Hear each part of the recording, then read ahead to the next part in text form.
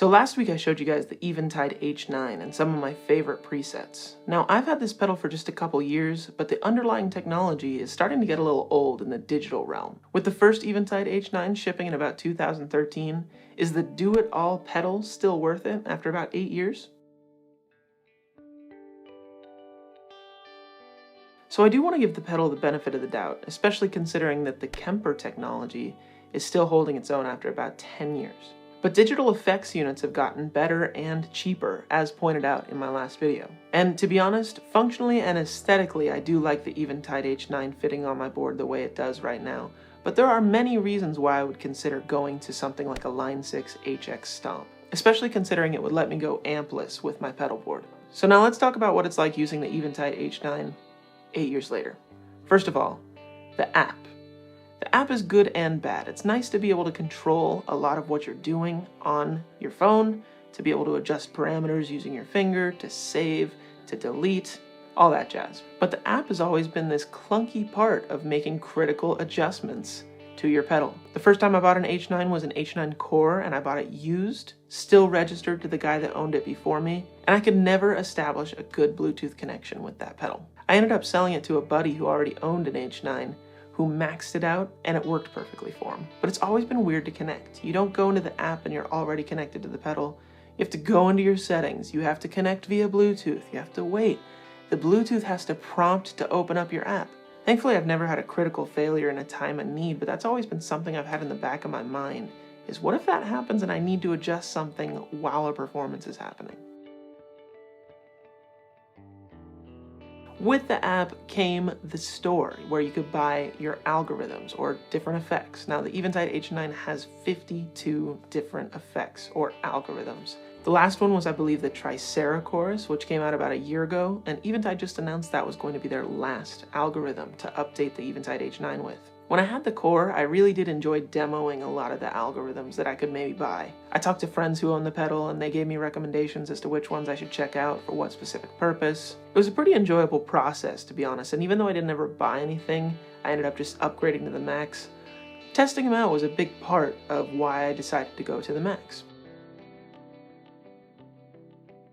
But now, in regards to playing, when I switch a preset, I get a little bit of an audio dropout. Now, that's maybe not the biggest deal for everybody, but it's kind of a big deal to me. I don't really want to have that dropout if I don't need to. And with companies like Strymon, who have that pass-through signal with like the dual affected signal that gets added on top of it, I'm not sure why we're having this audio drop-off. It just kind of seems unacceptable in this day and age to have that kind of thing happen. And in that same vein, I don't really find a few of the effects incredible. And I'm specifically speaking about things like the distortion.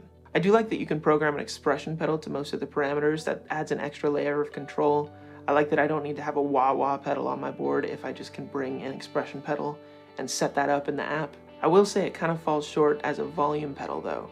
I had my signal passing through on a flat EQ setting with just the volume engaged, and I had a really weird taper. Enough to the point where I just got rid of that whole workflow and I got a different volume pedal. The accessibility of the H9 is kind of a double-edged sword. It's nice that it's such a set and forget pedal, and when it's working really well, when I've kind of done my homework and programmed all the tones that I need into my board, because it's MIDI switched and because it's got a whole switching system, I can just set it and forget it and just know that my patch 4 has a chorus coming from the Eventide.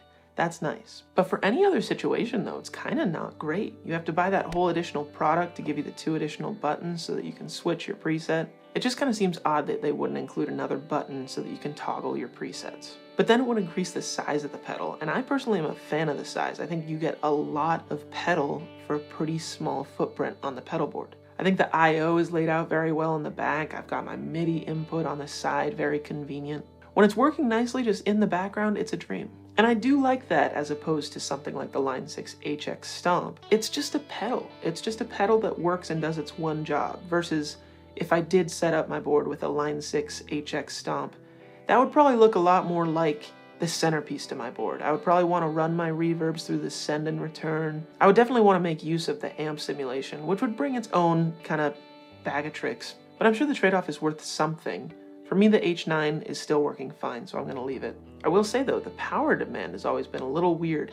500 mA with a center positive 9-volt jack. A lot of the toroidal transformer-based power supplies really only have like one output to accommodate the Eventide H9 with its 500 milliamps. And then sometimes you need to buy the doubler cable. It's just a whole thing. And for 700 bucks today, there's a lot more pedal you can get for a lot less. I mean, the HX Stomp is $600. The HX Effects is $600.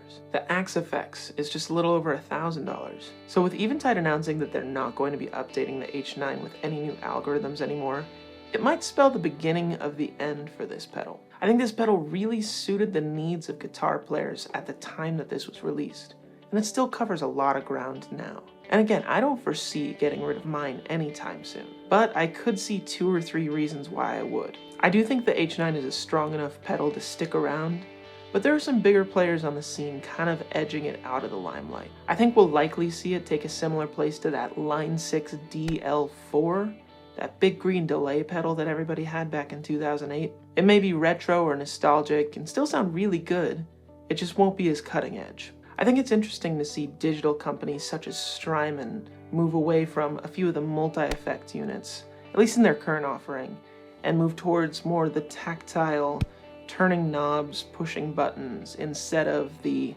presets, the menu board. I think a big part of getting a sound now is that tweakability, being able to get in there and mess around with the parameters. And physical appointments are a big part of that. I guess we'll see though, because one thing we know is Eventide has never really shied away from innovation. But hey, anyway, that's the video. If you've got a favorite algorithm on the H9, or if you've got something that you think will kill the H9 ultimately, like the Line 6 HX Stomp, let me know down in the comments. If you enjoyed the video, make sure you leave a like and consider subscribing, and I'll see you guys in the next one.